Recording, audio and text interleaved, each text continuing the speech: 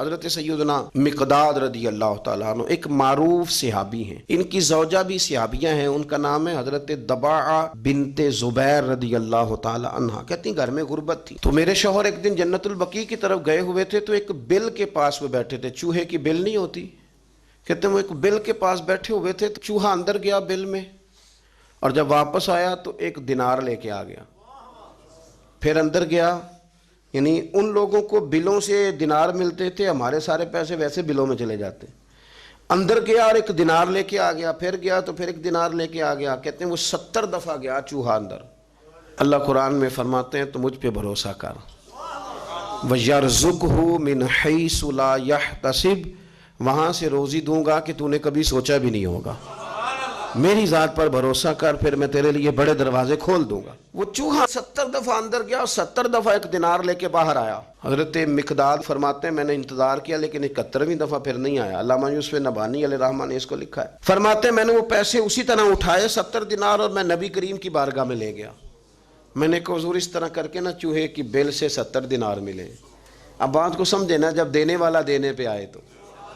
اس لیے میں کہتا ہوں کہ سارے دروازوں سے بہترین یہ ہے کہ رب رسول کے دروازے پر حاضری دی جائے، وہاں سے ملے تو پھر کوئی روک سکتا نہیں، کوئی سیاست کوئی شخص رکاوٹ بنتا۔ تو فرمانے لگے کہ میں نے وہ 70 دینار لا کے حضور کی بارگاہ میں پیش کیے تو نبی کریم نے 2 جملے ارشاد فرمائے، 2۔ پہلے حضور نے یہ پوچھا، فرمانے لگے کہ چوہا خود لے کے آیا، آپ نے بیل کے اندر ہاتھ تو نہیں ڈالا؟ عرض کی حضور نہیں، میں نے نہیں ہاتھ ڈالا، وہ خود ہی لے کے آتا رہا۔ تو 2 جملے کریم نے فرمائے، حضور فرمانے لگے یہ تو لے جا، اللہ تجھے برکت عطا فرمائے۔ 70 دینار کو بہت بڑی خطیر رقم نہیں تھی، لیکن فرمایا تو لے جا، اللہ تجھے برکت دے۔ آپ کی زوجہ حضرت دباعہ بنت زبیر کہتی ہیں کہ 70 دینار اور دعا نبی پاک کی، تو فرماتی ہیں پھر میں نے اپنے گھر کے اندر نا بوریوں میں چاندی بھر کے رکھی ہوئی تھی، پھر بھی مال ختم نہیں ہوتا تھا۔ تو دعا کی اہمیت کا انکار لوگ کس طرح کرتے ہیں؟ یہ بھائی ہوتا ہے، لوگ کہتے ہیں آپ کہتے ہیں ہمارے پیچھے دعائیں ہیں، تو میں کہتا ہوں بالکل دعائیں پیچھے ہیں، جس کے پیچھے دعائیں ہوتی ہیں نا پھر آپ یقین کریں کہ سفر لمبا بھی ہو تو رب اس کو آسان کر دیتا ہے، دشوار گزار بھی ہو تو اللہ اس میں اپنا فضل شامل کرتا ہے، پھر انسان کو تھوڑے پر وہ برکت ملتی ہے کہ انسان سمجھتا ہے کمال ہو گئی۔ رسول کائنات علیہ السلام نے ہمیں بتلایا کہ دعا کی جو اہمیت ہے، دعا کے جو اثرات ہیں، دعا کا جو کمال ہے، وہ پیر سید اسماعیل شاہ صاحب رحمۃ اللہ علیہ، حضرت کرما والا شریف والے،